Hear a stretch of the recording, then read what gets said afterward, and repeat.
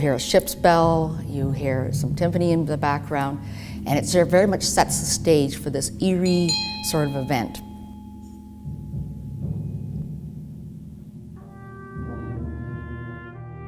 The beginning, the hymn to the founder, it's very reverent and respectful, and like through that we're able to kind of feel the history and what people went through during that time and what they felt.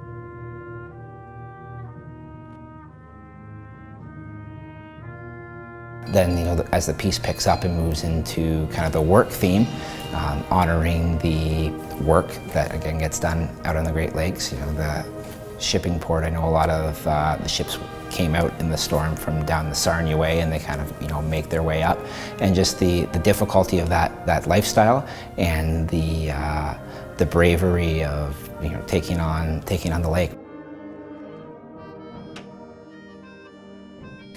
And then it moves into the next section, which is meant to be a shanty. It's called the Wexford Shanty. So it has more of an Irish Celtic driving beat under it.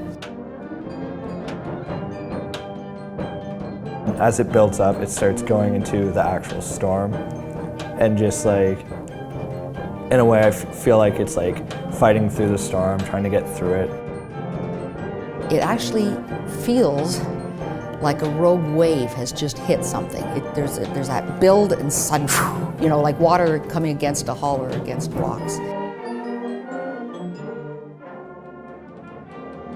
And then, of course, the piece kind of finishes off with this storm, this sort of moment with a lot of underriding suspense and tension that you feel.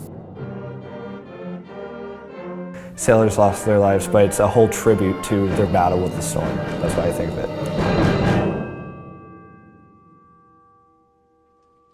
The title is Songs of the Karegnondi, and that was the first question when Jeff came in to do the workshop with the kids. We all, how do you pronounce it? And so, it was Songs of the Karegnondi is how he heard it, and he wrote a piece that actually there's a lot of stuff in it surrounding the storm history. The story behind Jeff is my wife and I actually met at the Faculty of Music at Western when we were in our younger years, and Jeff was my wife's trumpet teacher for a short period of time, and so she kind of kept in contact with him a little bit, but then everybody kind of around who grows up around that London music scene kind of knows what everybody's up to, and I've followed Jeff's stuff for quite a while and always been a pretty big fan. He's done a wide variety of stuff for movies, film, that sort of thing, and just kind of following his music. When it came time, the seniors were saying, what's something unique that we could do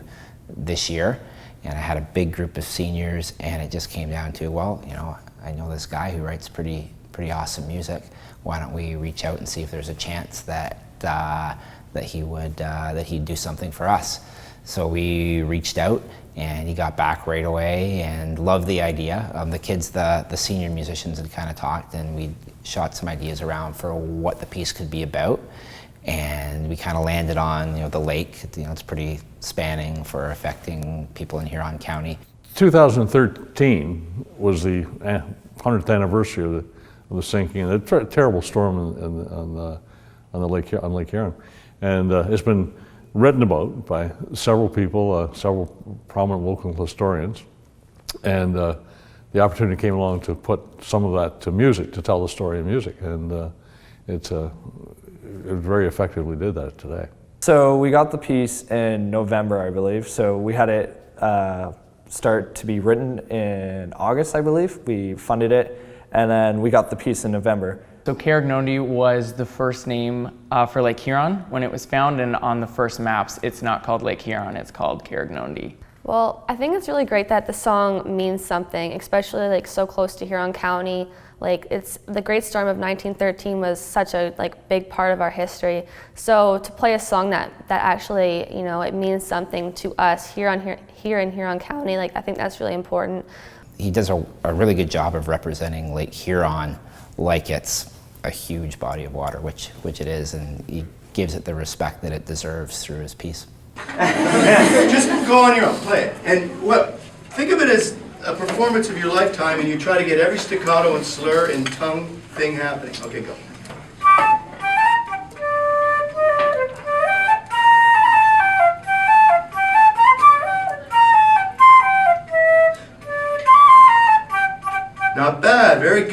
Anybody else want to go? Let's have two. I love the piece, and the funnest movement of the piece, there's three movements. There's the Hymn to the Founder, Wexford Shanty, and November Witch. And November Witch is the very intense storm at the end.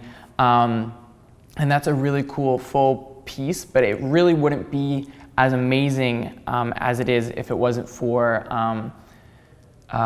the hem at the beginning. And I think that it's just really cool and really well written because it adds contrast to the whole piece, and I think that really brings the history to life, and it was really cool to take a part in that. Our club is involved in various projects as well, locally in Grand Bend and so on.